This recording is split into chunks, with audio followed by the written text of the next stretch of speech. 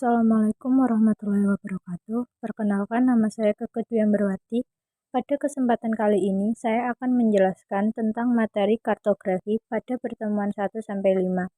Kartografi merupakan ilmu, seni, dan teknologi yang mempelajari segala sesuatu tentang pembuatan peta, mulai dari pengumpulan data, pengolahan, hingga proses produksi peta agar mudah dipahami oleh pengguna peta.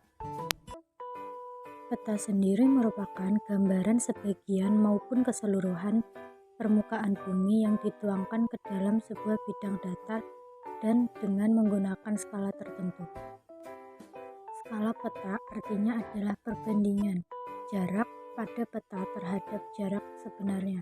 Fungsi skala ini yaitu untuk menghitung jarak antara dua lokasi dalam peta sehingga memungkinkan mengukur jarak secara langsung dengan hanya melihat pada peta tanpa harus mendatangi lokasi sebenarnya dan melakukan pengukuran.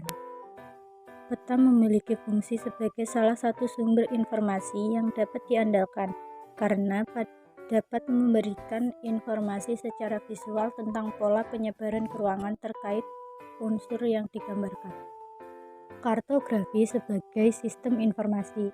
Kartografi sebagai sistem informasi berarti kartografi sebagai sarana atau alat melaporkan dan menyebarkan sebuah informasi. Secara umum, teknik komunikasi terdiri dari unsur-unsur seperti sumber informasi, saluran yang menyalurkan informasi, orang yang menerima informasi, dan juga elemen-elemen yang tidak diinginkan yang mengganggu sebuah proses komunikasi. Dalam hal ini, peta berperan sebagai saluran yang menyalurkan sebuah informasi. Menurut International Cartograph, tahun 1973 menyebutkan kartografi adalah seni, ilmu pengetahuan, dan teknologi yang membahas tentang pembuatan peta-peta sekaligus mencakup studi sebagai dokumen ilmiah dan hasil karya seni. Tipe-tipe peta: peta datar atau peta dua dimensi atau peta biasa atau peta planimetri, peta timbul, peta digital, peta garis, dan peta pot. Klasifikasi peta: berdasarkan skalanya, peta terbagi menjadi 5, yaitu yang pertama ada peta kadaster, yang kedua ada peta skala besar, yang ketiga ada peta skala sedang, yang keempat ada peta skala kecil, dan yang terakhir peta geografi. Sedangkan berdasarkan isinya, peta terbagi menjadi 2, yaitu peta umum dan peta khusus. Kegunaan atau manfaat peta. Adapun kegunaan atau manfaat peta yaitu untuk mengetahui perubahan-perubahan yang terjadi, meningkatkan kesadaran akan lingkungan hidup, mengetahui potensi sumber daya alam, perencanaan wilayah, prediksi terjadinya bencana, pertolongan kecelakaan. Syarat-syarat peta. Pada umumnya, peta harus memenuhi syarat-syarat sebagai berikut, yaitu pertama, conform. Artinya, bentuk yang digambar pada peta harus menunjukkan bentuk yang sesuai dengan penampakan sebenarnya. Yang kedua ada equivalen, artinya perbandingan luas pada peta harus sesuai dengan luas daerah yang sebenarnya. Yang ketiga ada equidistant, artinya perbandingan jarak pada peta harus sesuai dengan jarak yang sebenarnya.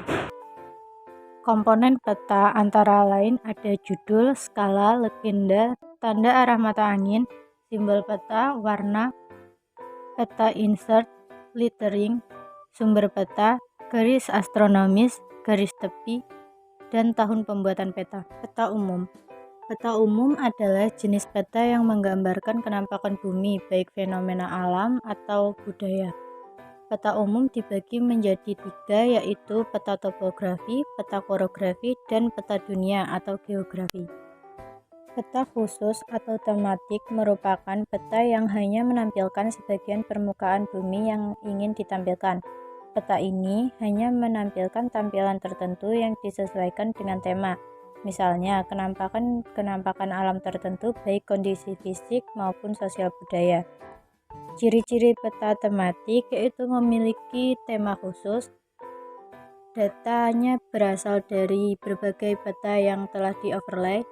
Informasi yang disajikan hanya terbatas pada tema yang telah dipilih. Berdasarkan tujuannya, peta dibagi menjadi beberapa bagian, yaitu yang pertama peta pendidikan, peta ilmu pengetahuan, peta informasi umum, peta turis atau tourist map, peta navigasi, peta aplikasi, dan peta perencanaan. Generalisasi peta adalah suatu proses penyederhanaan yang disebabkan adanya pengecilan atau turunan peta dari skala besar ke kecil dengan mempertahankan ciri atau karakter utama dari peta yang bersangkutan. Proses generalisasi peta dapat dibedakan menjadi dua, yaitu generalisasi grafis dan generalisasi konsep. Tujuan generalisasi peta yaitu mengurangi kompleksitas peta atau database, menjaga akurasi spasial data peta, menjaga keakuratan atribut data peta, menjaga kualitas estetika peta, mempertahankan hierarki logis elemen peta, secara konsisten menerapkan aturan generalisasi. Generalisasi grafis tidak akan mempengaruhi jenis dan pemetaan simbol, sedangkan generalisasi konseptual terkait dengan proses penggabungan, pemilihan, simbolisasi, dan penonjolan.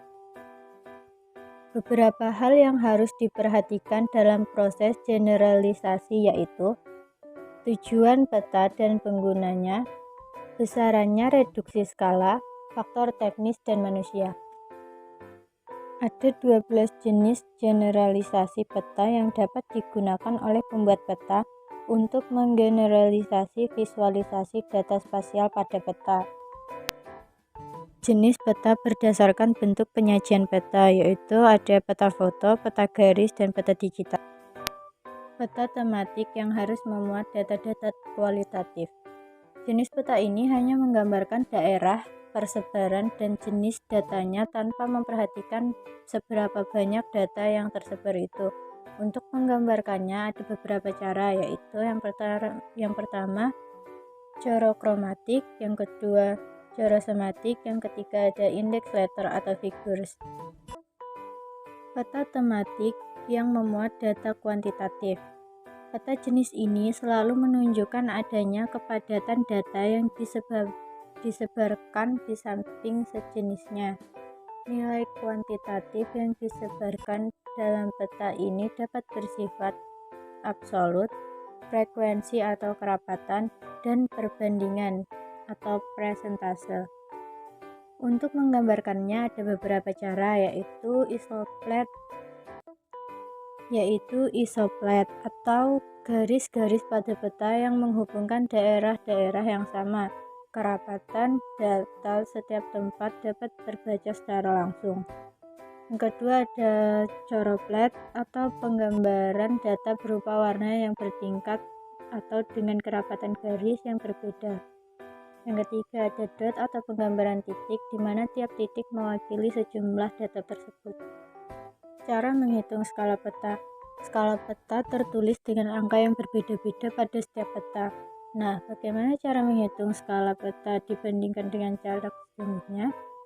Skala peta biasanya tertulis dalam satuan cm atau cm. Setiap 1 cm mewakili jarak 1 km di jarak yang sesungguhnya. Proyeksi peta adalah cara memindahkan sistem paralel atau garis lintang dan meridian atau garis bujur berbentuk bola atau globe ke bidang datar atau peta. Berdasarkan kedudukan sumbu simetris, proyeksi peta dibagi menjadi 3, yaitu proyeksi normal apabila sumbu simetrisnya berhimpit dengan sumbu bumi.